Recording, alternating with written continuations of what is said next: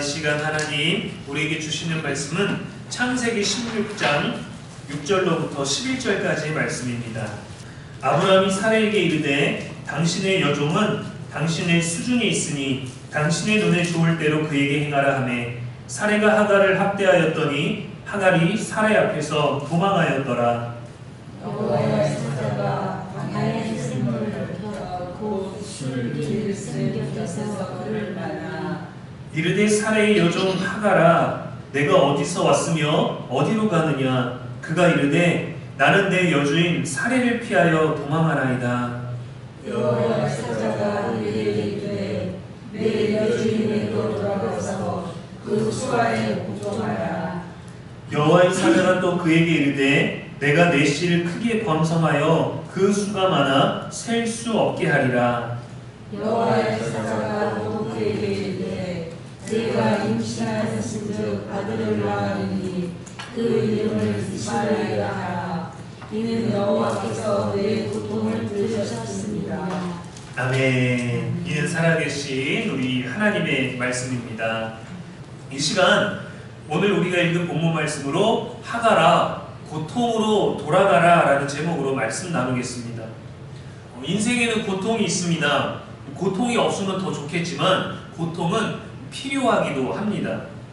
아이가 성장할 때는 키가 자라고 몸이 자랄 때 성장통을 경험하죠. 귀한 생명을 잉태할 때도 해산의 고통이 있고 몸을 망가뜨리는 것은 쉽지만 회복과 치료를 위해서도 고통은 필요합니다. 저도 30대 때 이제 과로로 위험했다가 회복되는 과정에서 한 2주 정도를 병원에 입원을 했었는데 목구멍에 자꾸 곱이 끼는 거예요. 곱이 껴갖고 열 때문에 몸에서 자꾸 불필요한 것들이 자꾸 하얀 곱이 나오니까 목구멍이 점점 좁아져서 어떻게 제거를 하냐면 불로 지지는 수술은 했지만 아직 이런 막 고름 같은 게 나와서 목젖에다가 이 주사바늘을 입에다가 넣어갖고 목젖에다 꼽아서 그거를 주사바늘로 빼는 거예요. 근데 병원에 입원하에 있으면서 아팠던 수술하면서 깨다가 아팠던 통증 때보다 맨정신이 앉아가지고 벌리면서 주사바늘을 이 목젖 있는 데 꽂아서 고름을 쫙 뺄 때 그때 너무 고통스러웠어요. 그래서 그냥 이거 안 하고 다시 그냥 수술 한 번 더 해서 불로 지져주시면 안 됩니까? 라고 했더니 반드시 이렇게밖에 방법이 없다라는 거예요. 수술을 했는데도 상태가 안 좋아서 이게 나오는 거는 다 쓸 수가 없으니까 이거는 참아야 된다라는 겁니다. 그러니까 그만큼 몸을 혹사시켰었고 그 혹사시킨 몸이 제대로 어느 정도 회복되기 위해서 완전히는 아니지만 그래도 30대에 가까운 몸으로 다시 돌아오기 위해서는 이 치료의 과정은 너무 아프지만 참으셔야 된다라는 거예요. 30 넘은 제가 그 주사 빼면서 막 울었어요. 너무 아파갖고 막 진짜 서럽게 애처럼 울었어요. 견딜 수가 없더라고요. 마취를 하고 싶은데 그것도 안 된다는 거. 여기 마취는 전신 마취로 들어가야 되는 거기 때문에 치과에서 하는 그런 신경 마취랑은 너무도 달라서 안 된다는 겁니다. 고통이 필요해요. 고통은 보호의 기능이 있습니다. 물에 빠지거나 물에 닿거나 위험한 상황으로 인해서 우리가 겪고 느끼는 고통은 스스로뿐만이 아니라 타인도 보호하게 해주죠. 왜냐하면 우리에게 고통의 경험이 있기 때문입니다. 고통은 단련의 기능이 있습니다. 우리가 무감각해지는 게 아니라 강해져요. 단련이 되는 거예요. 우리 인생에 있는 고난에 대해서도 우리를 하나님이 단련하신다라고 고백하죠.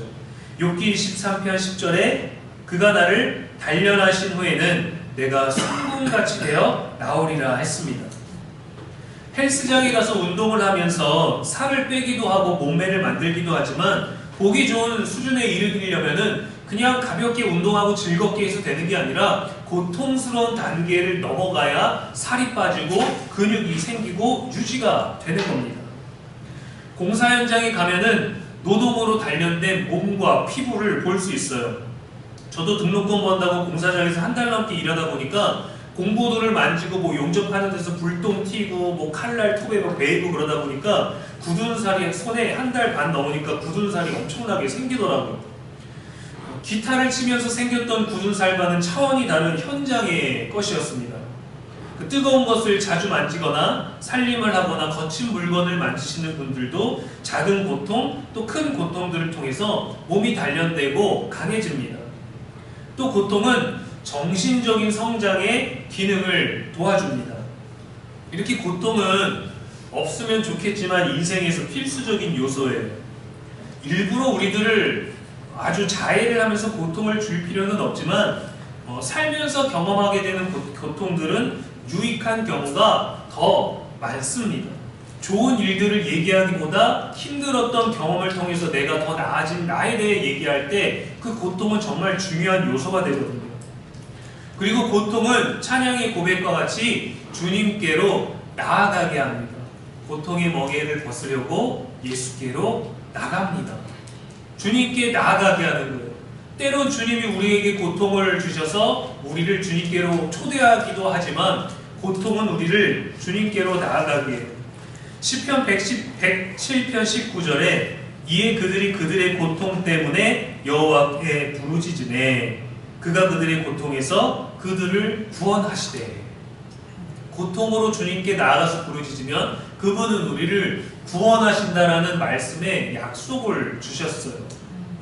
우리랑 다른 인물, 우리랑 다른 직업, 우리랑 다른 시대지만 성경에서 하나님이 누군가에게 말씀하셨던 그 약속은 저와 여러분의 예측할 수 없는 인생에서 언제든지 유효할 수 있다라는 소망을 가지십시오.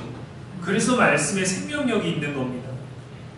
고통을 하나님을 찾는 통로가 되기도 하고 고통은 하나님이 우리를 인도하시는 구원의 통로가 되기도 해요.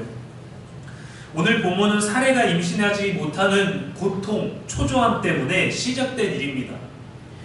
그의 어떤 동생, 사촌이 아니라 자신의 몸종인 하갈이 자기 대신 임신을 하게 했고 그렇게 자신을 멸시했어요. 여종을 품으라 해서 임신을 해서 멸시를 당하니까 다시 남편을 구박했습니다. 그래서 아브라함이 말합니다. 오늘 읽었던 6절 말씀에 당신의 여종은 당신의 수중에 있으니 당신의 눈에 좋을 대로 그에게 행하라.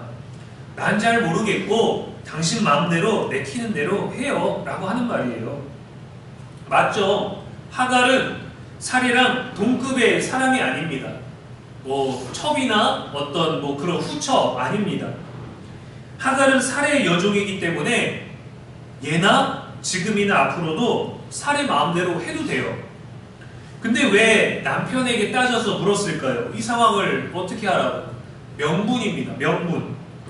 이 명분이 왜 필요하냐? 자신에게서 뭔가 열등감, 연약함, 부족함, 모욕감들이 느껴지기 때문에 그 모욕감으로 움직이는 게 아니라 타당한 명분으로 움직이기 위해서 남편에게 따졌던 거죠. 그래서 남편은 너무도 당연한 얘기를 한 거죠. 당신의 여종이니 당신 마음대로 하십시오. 그래, 내 여종이니까 내 마음대로 할 거야. 근데 명분이 필요했어요. 화가 단단히 났고 남편에게 허락을 구한 겁니다. 아브라함의 말이 다음 절로 넘어가기도 전에 끝나기도 전에 이어서 사례가 어떻게 했냐면 사례가 하갈을 학대하였더니 하갈이 사례 앞에서 도망하였더라 라고 나옵니다. 얼마나 멸시를 느꼈고 얼마나 모욕을 느꼈는지 자신의 여종이 임신한 몸을 가지고 도망갈 정도로 학대를 했어요. 사례가 얼마간 멸시를 당했고 하갈은 얼마나 학대를 당했는지 그 기간에 대해서는 알 수 없지만 하갈은 종인데도 자신은 소유물인데도 불구하고 견딜 수가 없어서 도망갔습니다. 우리가 여자가 하늘 품으면 5,6월에도 서리가 내린다라고 하잖아요. 그 마음이 얼마나 깊고 또 독하고 강한지를 강조한 표현이죠. 절대 일어나면 안 되는, 일어날 것 같지 않은 일들이 어떤 방식으로든 일어난다라는 표현입니다. 사례는 주인의 파워로 하갈을 학대했어요. 이전에 그를 거칠게 대했던 것과는 다르게 이제 너는 아이도 뵙고 나를 멸시했으니까 이거에 대한 보복성으로 그녀에게 고통을 줬습니다. 또 나름의 어떤 공식적이고 형식적인 절차를 가져서 명분을 세워서 하는 것 같지만 그렇지 않아요. 지금 죄가 악순환되고 있는 거예요. 이 학대하였더니에 해당하는 히브리어의 의미에서 해석하면 아주 혹독하게 괴롭혔다라는 겁니다. 지금 우리 사회에서 왕따 문화가 심각하잖아요. 어떤 부족한 이유, 괴롭힘 당할 이유가 없이 그냥 어울리는 무리들이 함께 모여서 표적 하나만 정하면 그냥 뭐 불로 지지고 드라이기로 뭐 허벅지 지지고 그리고 막 땅에 떨어진 거 막 먹게 하고 옷 벗겨서 사진 찍어가고 협박하고 우리가 상상도 할 수 없는 방법으로 괴롭혀요. 나만 아니면 되기 때문에. 그런 너무도 잔인한 방법들, 그것이 또 걸리게 되면은 용서를 구하고 자비를 구하고 뭐 어떤 보상을 해주기 위해 노력하는 게 아니라 부모의 등을 빌려서 그 그림자 뒤에 숨어서 전 모릅니다. 그렇게 힘든 일인 줄 몰랐어요. 하고 그냥 발뺌을 해버립니다. 그리고 또 자신이 왕따 대상이 되지 않기 위해 또 다른 대상을 찾기 위해 악한 무리가 또 모여야 되는 거예요. 근데 참 이상한 게 지키기 위한 무리들은 선한 무리들은 없는데 그런 악에 빠져서 악으로부터 자신을 보호하기 위해 더 큰 악으로 무리를 짓게 됩니다. 악순환이죠. 사례가 그랬어요. 자신의 열등감, 자신의 모멸감, 자신의 초조함, 자신의 조급함 때문에 여종을 남편에게 주었고 여종이 임신을 해서 어떻게든 해결하고 싶었지만 그 여종이 자신을 멸시해서 보복을 해야 돼서 남편을 긁었고 그래서 자신의 여종을 학대했습니다. 혹독하게. 사례 입장에서는 잘 모르겠지만 이 학대는 거의 매질을 포함했을 거예요. 때렸을 거예요. 던졌을 거예요. 뺨을 쳤을 거예요. 발로 찼을 거예요. 왜? 그래도 되는 종의 신분이기 때문입니다. 여기 계신 분들은 설령 여러분들에게 종이 있다라고 생각해 봅시죠. 조선시대처럼 신분이 전혀 다른 어떤 천민이, 우리는 그냥 일반 사람 서민 양반인데 우리에게 종이 있다고 그러죠. 밥하는 종, 운전하는 종, 청소하는 종, 관리해주는 종들이 있다고 생각했을 때 그들을 학대하시겠습니까? 학대할 수 있으십니까? 아니잖아요. 예수님의 사랑이 아니어도 우리들이 갖고 있는 천성이 이 사람을 똑같은 사람의 신분과 어떤 형편이 다르다고 막대하지 않잖아요. 채찍질할 수 있습니까? 뺨을 때릴 수 있습니까? 모욕을 줄 수 있습니까? 그렇게 학대할 수 있겠어요? 그렇게 독한가요? 그렇게 못하시잖아요. 고통이 필요하다, 고통을 경험해야 된다고 그 고통을 주시겠습니까? 아니잖아요. 종이 있어도 가족처럼, 친구처럼, 예수님처럼, 가까운 어떤 사이처럼 그렇게 대하실 거 아니겠습니까? 근데 하갈은 얼마나 학대를 당했는지 고통스러워서 도망을 갔어요. 대책 없이 광야로 나갔습니다. 근데 그 광야의 샘물 곁에서 여호와의 사자를 만났어요. 하갈에게 묻습니다.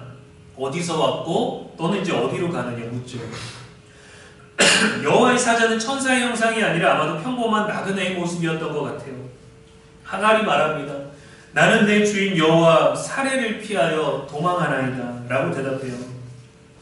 근데 여호와의 사자가 하갈에게 너무 어려운 얘기를 합니다. 9절 말씀에 여호와의 사자가 그에게 이르되 내 여주인에게 돌아가서 그 수하에 복종하라. 하갈은 이 말이 너무 괴로웠어요. 종의 신분이기에 도망하는 것도 어렵다는 것을 알고 누군가 사람을 만나도 어디서 왔습니까? 그러면 자신의 신분을 말해야 돼요. 나는 누구 족장의 누구 집안의 종입니다. 그냥 일반 종, 어떤 종이 아니라 여주인의 종입니다라고 자신의 신분을 말해야만 했습니다. 그래서 그렇게 자신의 신분이 노출될 수 있기 때문에 그 어느 누구도 만날 수 없었던 상황이었어요. 근데 하갈의 이름의 뜻이 뭐냐면 도망치다라는 뜻을 가지고 있습니다. 하갈, 도망자라는 뜻이에요. 예전에도 도망 다녔는지 그래서 노예가 됐는지는 모르지만 이름부터 지금 하갈의 현실과 너무도 똑같다라는 거죠. 그녀는 이집트 사람이었습니다. 원하지 않는 임신을 했고 임신을 통해서 집안에서 가장 높고 무서운 여주인을 멸시하는 자리까지 있어 봤어요. 근데 다시 여종의 자리로 돌아와 보니 견딜 수가 없어서 아이를 뵌 채로 도망을 가야만 했습니다. 몸도 무거웠을 텐데 얼마나 견디기 힘들었을까요? 너무 고통스러워서 도망쳤는데 그곳으로 돌아가라고 하니 그 말이 얼마나 또 힘들었겠어요. 당신은 나의 괴로움을 헤아리지 않습니까? 내가 지금 얼마나 고통스러워서 도망쳐 나왔는지 제대로 알기나 하십니까? 지금까지 복종했고 복종하라고 해서 주인의 아이까지 내 어린 몸으로 임신했는데 그것이 나의 죄입니까? 괴로움과 고통만 남아서 도망쳤습니다. 내 이름은 하갈입니다. 내 이름은 도망자예요. 근데 여호와의 사자가 돌아가서 그 수하에 복종하라 라고 이렇게 너무도 뻔한 어떤 그 시대에 신분이 다른 사람들이 사용할 수 있는 언어처럼 우리에게 주어져 있지만 원어로 보면 더 잔인합니다. 뭐 가서 감사하며 화목하게 잘 지내라 라는 말이 아니에요. 여호와께서 사내의 마음을 부드럽게 하셨다. 널 대하는 분위기가 조금 달라졌을 것이다. 하갈은 사랑받기 위해 태어난 사람, 이런 분위기가 전혀 아니었어요. 이런 드라마틱한 분위기가 아니라 돌아가서 네가 당하고 있던 그 학대를 계속 당하라 라는 말이에요. 단순히 복귀하라는 게 아닙니다. 학대가 있지만 그 학대를 참고 견뎌라 라는 의미예요. 어려움을 피하지 말라고 합니다. 그리고 여호와의 사자가 하갈을 축복해줘요. 10절에 내가 내 씨를 크게 번성하여 그 수가 많아 셀 수 없게 하리라. 마치 엄청난 부잣집 사모님이 돈 봉투를 하나 내밀면서 이것 받고 내 아들과 헤어지게 하는 거, 그런 것 같은 거잖아요. 네 자녀를 통해서 셀 수 없이 그 씨가 번성하게 될 것이다 라는 말은 네가 고통을 받아야 이거를 할 수 있어. 내 아들과 헤어져 섭섭하지 않게 돈을 넣었네. 똑같은 겁니다. 정말 내 마음이 하고 싶은 일을 하지 못하게 또 다른 보상으로 대체하겠다라는 거죠. 근데 사실 그 수가 많아 셀 수가 없게 될 것이다라는 것은 아브라함과 사레에게 주어져야 할 복인데 하갈에게 먼저 주어지고 있다라는 거예요. 11절에 내가 임신하였은즉 아들을 낳으리니 그 이름을 이스마엘이라 하라. 이는 여호와께서 내 고통을 들으셨음이니라 했어요. 아, 내 고통을 들으셨다고? 내 괴로움을 아신다고? 아들이라고? 이스마엘이라고 이름 붙이라고? 이 씨에 대한, 아들에 대한 그 복이 하갈에게 어떤 위로가 됐는지, 도망자의 인생, 도망자의 이름을 가지고 있던 그녀가 정말 여호와의 말씀대로 그 학대당하는 장소로 돌아갑니다. 복종하기 위해서 돌아갑니다. 그것도 광야에서 여호와의 사자 한마디에 고통을 견딜 위로를 얻었어요. 아, 나를 살피시는 하나님이시로구나. 그리고 그 셈을 부엘라 헤로이라고 이름을 지었습니다. 나를 살피시는 하나님의 우물. 내가 머문 샘물 곁이지만 하나님의 우물이라는 이름을 지었어요. 그리고 하나님의 약속을 기억하며 사라에게로 돌아갔다는 언급은 따로 없지만 15절 말씀에 보면 아브라함이 하갈을 낳은 그 아들의 이름하여 이스마엘이라 하였더라 했습니다. 아브라함이 그 이름을 지었어요. 그 하갈은 여호와의 사자를 만났던 일들을 아브라함에게 자세히 얘기했을 겁니다. 아브라함은 그 얘기를 듣고 그래, 너는 그 아들을 이 집안에서 키우겠다, 나의 아들로 여기겠다라고 받아주고 그 모든 사연과 그녀의 모든 이야기를 받아들인 거죠. 사례의 인간적인 방법, 하갈의 본능적인 방법, 아브라함의 어쩔 수 없는 방법, 서로에게는 각자가 다 고통이 되었지만 이 고통을 끊어낼 방법들은 없었습니다. 누군가 학대하고 멸시당하고 모욕당하고 바가지 긁히고 광야로 도망쳐야 했고, 그런데 하나님이 개입하심으로 고통을 견딜 위로와 소망을 주신 거예요. 사례가 괴롭히지 않았을까요? 돌아가고 나서 괴롭혔을 거예요. 여호와의 사자는 알았기 때문에 그 학대로 돌아가라, 그 고통에 복종하라고 했던 겁니다. 집 나간 것도 괘씸하니까 돌아온 여정을 환대하고 어머 미안해 하는 게 아니라 더 괴롭혔을 거예요. 왜? 다른 종들에게 본보기를 보여주어야만 권위가 서기 때문입니다. 그래서 때로는 도망간 노예를 잡아다가 사형을 시킴으로 인해서 다른 종들에게 겁을 주기도 했었죠. 여호와의 사자를 만나서 이름도 지어가지고 왔어요. 이스마엘이라고. 86세의 나는 이스마엘을 보고 사라에는 얼마나 더 화가 났겠어요. 근데 아브라함이나 사례가 아니라 신분도 낮고 고통도 세고 고통도 통제할 수 없고 다스릴 수 없는 하갈에게 돌아가라고 했고 하갈을 위로했고 하갈에게 먼저 약속을 주셨던 하나님의 방법을 기억하십시오. 우리는 덜 고통, 더 고통 무언가를 나눠서 보상을 받든 위로를 받든 치료를 받든 우선순위를 따지는 경우가 있습니다. 그게 사람과 사람 사이의 질서예요. 뭐가 더 중요한지, 뭐가 더 급한지, 뭐가 더 소중한지. 그래서 이 질서가 있는데 권력이나 힘이냐 돈이 많은 사람들은 우선순위가 아니어도 질서를 바꾸는 경우들이 있죠. 그럴 때 사람들은 그거를 통제할 수 없기 때문에 서러울 때도 있습니다. 한 번은 저희 아이가 대전에 있을 때 폐렴에 걸렸어요. 기관지가 둘째가 안 좋아가지고 태어날 때 조금 자가호흡을 못해서 위험했었는데 계속 겨울 되면은 콧물, 축농증 이런 게 심한 편이거든요. 근데 아이가 폐렴에 걸려갖고 응급실은 다행히 안 가고 병원에 입원을 한 상태였는데 이 아이를 돌볼 수 있는 상황이 이제 아내랑 큰아이는 이제 처가에 가 있었고 제가 아이를 돌보고 있는데 너무 이 아이를 돌봐야 되는 상황이 그때 3살이었거든요. 그래서 막 마음도 너무 아픈 거예요. 어린아이가 이 아픔을 어떻게 견딜까. 그래서 주사바늘도 여러 개 꽂고 있는데 아이가 이 고통을 못 견디니까 그 아이병원에서는 여기를 기저귀 막 3개 가지고 포장을 하더라고. 아이가 움직이면 안 되고 주사바늘이 흔들리면 안 되니까. 그 꽂아있는 주사바늘도 제 손가락만한 걸 꽂고 있는 아이를 보면서 너무 마음이 아파갖고 아이를 놀아주면서 있는데 신방 요청 전화를 받았어요. 목사님, 저희 아이가 너무 아픈데 지금 이 아이를 위해서 기도 좀 해주십시오라는 요청이 온 거예요. 나도 지금 이렇게 괴로운데 이 고통스러운 아이의 마음을 가진 부모의 마음은 어떨까 하고 이 아이를 맡길 방법이 없어가지고 떠날 방법이 없어서 간호사랑 그 앞에 맞은편에 있는 어머니께 아이를 한 1시간만 제발 부탁을 드립니다 하고 갔어요. 얼마나 아이가 고통스럽고 아프길래. 근데 병원에 갔는데 열이 37.1도가 나왔다는 것 때문에 아이를 위해서 기도해달라는데 그 간절한 마음을 알고 가기는 했지만 제 고통에 아이가 지금 겪고 있는 고통에 비하면 지금 증상이 있는 게 아니라 열이 오르기 시작한 상태인데 내 아이가 너무 귀하니까 와달라고 한 거예요. 아이가 얼마나 응급 상황입니까? 병원을 가셨습니까? 뭐 때문에 그렇습니까? 아이가 열이 너무 오르고 아파서 고통스러운데 기도 좀 해주세요. 막 갔는데 37.1도라 이제 병원에 가야 될 것 같다고. 그래서 갔는데 좀 허탈한 느낌이 드는 거예요. 근데 거기다 대고 제 아이는 지금 입원했어 이런 얘기 할 수 있나요? 못하잖아요. 우리 안에는 그런 질서가 있습니다. 더 중요한 것, 더 급한 것.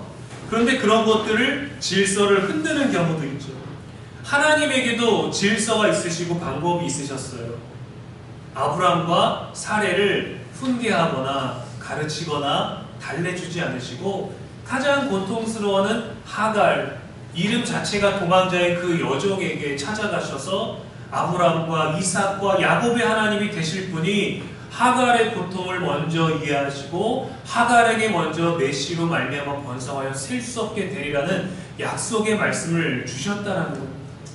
여러분, 감히 우리는 이해할 수 없겠지만 종의 신분을 가져서 임신 자체도 자기 뜻대로 할 수 있는 여종에게 하나님이 나타나셔 그런 위로, 그런 약속을 줄 수 있다라고 과연 상식적으로 인간의 계급과 질서 안에서 상상할 수 있을까요? 없죠. 우리는 자격 없다라고 얘기합니다. 너는 그런 소유물이라고 얘기합니다. 하나님을 믿고 있지만 고대사회든 지금이든 그런 계급과 질서와 힘과 능력의 시대인데 어떻게 여종에게 주인보다 먼저 하나님의 약속이 주어지고 먼저 모욕감을 느끼고 멸시를 느꼈던 주인이 아니라 여종을 먼저 위로하십니까?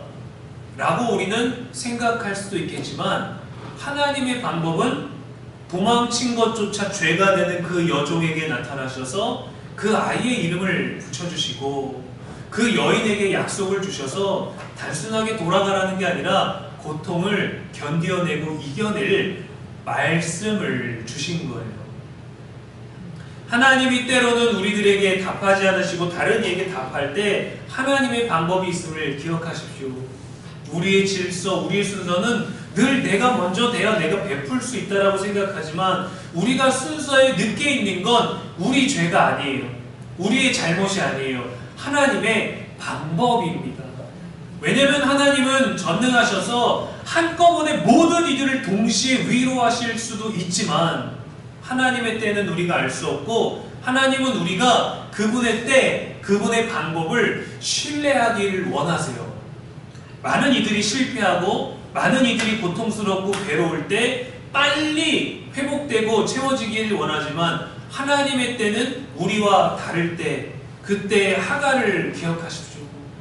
그렇다고 우리는 다르게 구분하지 마세요. 난 도망치지 않습니다. 난 도망자가 아닙니다. 나는 종이 아닙니다. 아니요, 우리는 그보다도 더 낮아진 사람이 될 수 있어야 돼요. 도망치지 않았지만 마음이 떠나버리진 않았습니까? 종의 신분이 안 되려고, 그래서 우리는 더욱더 우리들을 내려놓지 못하고 비워놓지 못하고 나는 합당한 하나님의 복을 받게 합당한 그 위치를, 그 방법을, 그 순서를, 그 질서를 내가 이미 정한 것은 아닙니까? 하나님은 살의 마음을 바꾸지 않으셨어요. 하갈의 형편을 업그레이드 시켜주지도 않으셨습니다. 하갈의 고통을 다 안다고 매일마다 얘기하지도 않으셨고 하나님의 계획을 전부 다 알려주지도 않으셨어요. 그러나 약속을 주셨죠. 믿으라고, 이 말씀을 잡으라고. 하갈은 이스마엘을 통한 약속을 믿고 다시 고통의 자리로 돌아와 수아에 복종할 수 있었던 겁니다. 신분 상승이 아니에요. 로또가 당첨돼서 아브라함 가문을 통째로 산 것도 아닙니다. 아니면 사막에서 만난, 광야에서 만난 사람들을 데리고 군사를 거느리고 그 집에 쳐들어간 것도 아니에요. 도망자의 신세 그대로 돌아와서 학대당하고 고통당하고 복종했습니다. 단순히 고통의 자리로 돌아간 게 아닙니다. 그거를 견딜 수 있는 여호와의 위로, 살피시는 주님, 여호와께서 고통을 아신다라는 그 신앙, 말씀의 자리로 돌아온 거예요. 하나님의 약속의 자리로 간 겁니다. 내가 고통스러워하는 현실로 우린 때로 돌아가기 쉽죠. 월요일 되면 출근하기 쉽고 출근하면서도 출근하고 싶고 출근하면서 막 퇴근하고 싶은 우리들의 마음, 피하고 싶은 현실, 잘 됐으면 좋겠지만 잘 되지 않는 것 때문에 부담스러울 때 더 뭔가 악을 가지고 했어야 되는데 그렇게 뜻대로 되지 않을 때 우리는 그거를 괴로움, 고통이라고 하지만 그 자리로 가라는 거예요. 거기에 소망을 두라는 거예요. 성경에 기록된 하나님의 말씀이 내가 피하고 싶어하는, 떠나고 싶은, 도망가고 싶은 그 자리에 하나님의 말씀과 약속이 있다는 걸 기억하시기를 바랍니다. 말씀의 힘이 이렇게 크죠. 우리도 사리처럼 온유월에 서리가 내리도록 말할 수도 있고 여호와의 사자처럼 독한만 먹고 돌아가라, 학대당해라 라고 말할 수도 있지만 상대방이 느끼는 것을 배려하며 위로할 수도 있습니다. 걱정해 줄 수도 있어요. 고마워할 수도 있잖아요. 고마운 일에 감사하다고 말하고 잘못한 일에 미안하다고 말할 수만 있어도 여러분 너무도 좋은 사람이고 좋은 인생 아니겠습니까? 좋은 관계 아니겠습니까? 고마운 걸 고맙다라고 말하지 못하고 미안한 걸 미안하다라고 말하지 않는 시대가 되어버려서 너무 강팍해졌지만 그 기본적인 것만 해도 우리는 얼마나 좋은 사람입니까? 고맙지 않은 것도 고맙다고 말하고 미안하지 않아도 괜찮냐고 물어볼 수 있는 것들이 얼마나 소중한 언어입니까? 고통의 자리로 다시 돌아가는 것도 너무 힘들죠. 우리 인생도 그토록 힘들고 고통스럽지만 하나님 방법, 하나님 때, 하나님 약속 가지고 우리에게 오십니다. 지금 우리의 상태, 지금 우리의 상황, 지금 우리의 여건은 중요하지 않아요. 하나님이 우리에게 오셨다는 게 중요하고 우리에게 주신 약속이 제일 중요합니다. 견디라고 하십니다. 모든 인생의 해답과 해결과 미래와 소망을 오직 여호와를 신뢰함으로 그 약속을 우리들의 삶에 가지고 살아가는 저와 여러분 되기를 주님의 이름으로 축원합니다.